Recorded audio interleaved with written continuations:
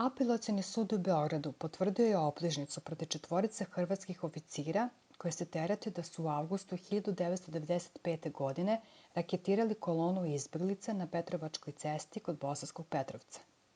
Predsednik Hrvatskog sabora Gordan Jandroković reagovao je rekavši: Hrvatska odbacuje optužnicu, ona je političke prirode i poruka svima u Srbiji.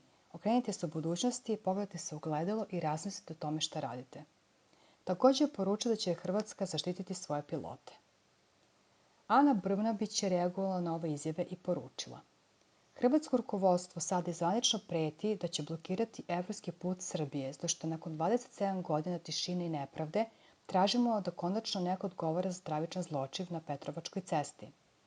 Jedna članica Evropske unije se usuđuje da javno kaže da ukoliko tražite pravdu za ubistvo srpske dece, da zbog toga ne možete da budete deo Evropske unije.